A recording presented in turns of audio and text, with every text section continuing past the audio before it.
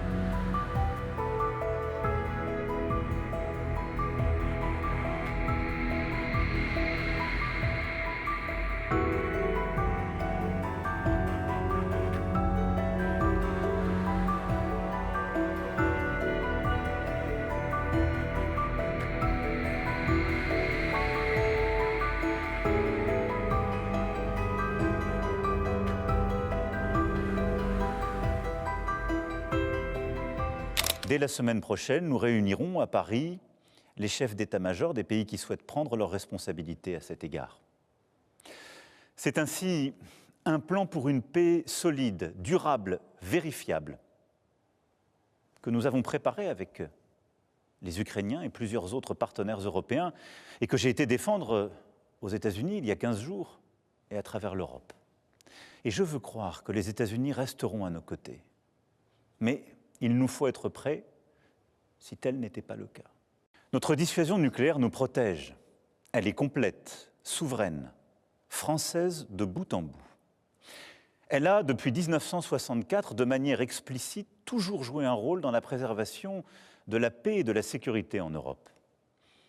Mais répondant à l'appel historique du futur chancelier allemand, j'ai décidé d'ouvrir le débat stratégique sur la protection par notre dissuasion de nos alliés du continent européen. Quoi qu'il arrive, la décision a toujours été et restera entre les mains du président de la République. Mais compte tenu de l'évolution des menaces, de cette accélération que je viens de décrire, nous aurons à faire de nouveaux choix budgétaires et des investissements supplémentaires qui sont désormais devenus indispensables. J'ai demandé au gouvernement d'y travailler le plus vite possible. Ce seront de nouveaux investissements qui exigent de mobiliser des financements privés, mais aussi des financements publics, sans que les impôts ne soient augmentés. Nous avons, dès le premier jour, décidé de soutenir l'Ukraine et de sanctionner la Russie. Et nous avons bien fait, car c'est non seulement le peuple ukrainien qui lutte avec courage pour sa liberté, mais c'est aussi notre sécurité qui est menacée. En effet, si un pays peut envahir impunément son voisin en Europe, alors personne ne peut plus être sûr de rien, et c'est la loi du plus fort qui s'applique, et la paix ne peut plus être garantie sur notre continent même. La Russie du président Poutine viole nos frontières pour assassiner des opposants, manipule les élections en Roumanie, en Moldavie. Elle organise des attaques numériques contre nos hôpitaux pour en bloquer le fonctionnement.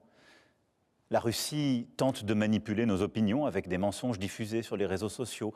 Et au fond, elle teste nos limites. Elle le fait dans les airs, en mer, dans l'espace et derrière nos écrans. Cette agressivité ne semble pas connaître de frontières. Mes chers compatriotes, face à ces défis et ces changements irréversibles, il ne faut céder à aucun excès. Ni l'excès des va-t-en-guerre, ni l'excès des défaitistes. la France ne suivra qu'un cap, celui de la volonté pour la paix et la liberté, fidèle en cela à son histoire et à ses principes.